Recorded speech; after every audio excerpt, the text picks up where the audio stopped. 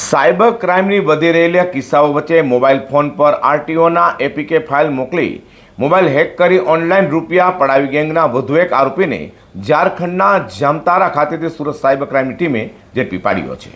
સુરતના યુવાનના મોબાઈલ ફોનને વોટ્સએપ પર ડિજિટલ આરટીઓ ઈ ચલણ એપીકે ફાઇલ મોકલી તેનાથી યુવાનનો ફોન હેક કરી મોબાઈલમાંથી ઓનલાઈન 5,02,000થી વધુ રૂપિયા ટ્રાન્સફર કરાયા હતા। જે મામલે સાયબર ક્રાઇમમાં ફરિયાદ નોંધાઈ હતી। તેથી અગાઉ કેટલાક આરોપીઓની સાયબર ક્રાઇમ દ્વારા ધરપકડ કરાઈ હતી। ત્યારે સુરત પોલીસ કમિશનર અનુપમસિંહ ગેહલોત, સંયુક્ત પોલીસ કમિશનર ક્રાઇમ રાઘવેન્દ્ર વત્સ અને નાયબ પોલીસ કમિશનર સાયબર ક્રાઇમ વિશાખા જૈનની સૂચનાથી એસીપી એસઈ ડેનિયલ્સ તથા પીઆઈ એસબી પડેરિયાની ટીમ મેદાન હતી। ત્યારે સુરત સાયબર ક્રાઇમની ટીમે બાતમીના આધારે ઝારખંડ ખાતે જઈ ત્યાંથી જામતારા ગેંગના કુખ્યાત ગૌતમ મંડલ રાજેન્દ્ર મંડલને ઝડપી પાડ્યો હતો અને તેને સુરત લાવી તેની ધરપકડ કરી હતી। સુરત શહેરના એક નિવાસી સાથે જેને આપણે આરટીઓ એપીકે ચલણ ફાઇલ કહીએ છીએ એના મારફતે લગભગ 5 લાખ રૂપિયા જેટલી માતબર રકમનું ફ્રોડ થયેલું હતું।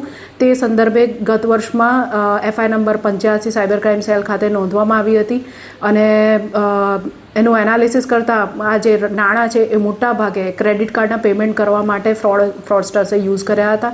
એ આધારે અગાઉ એક આરોપી નિશિત નથવાણીની પણ ધરપકડ કરવામાં આવેલ હતી।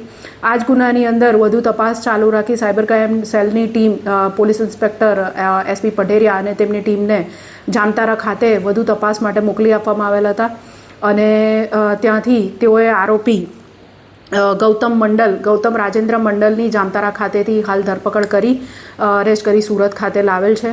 આરોપીના રિમાન્ડ મેળવી વધુ પૂછપરછ હાથ સાયબર ક્રાઇમ સેલ દ્વારા ધરવામાં આવેલ છે।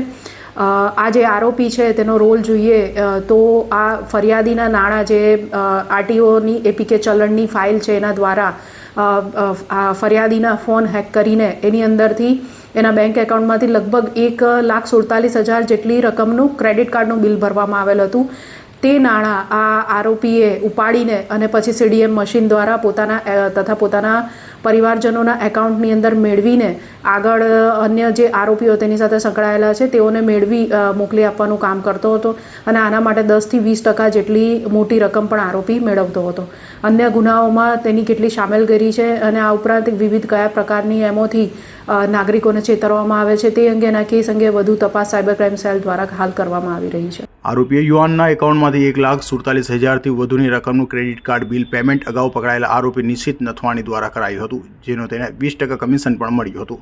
હાલ તો આરોપીને કોર્ટમાં રજૂ કરી સાયબર ક્રાઇમે 2 દિવસના રિમાન્ડ મેળવી તેની વધુ પૂછપરછ હાથ ધરી છે।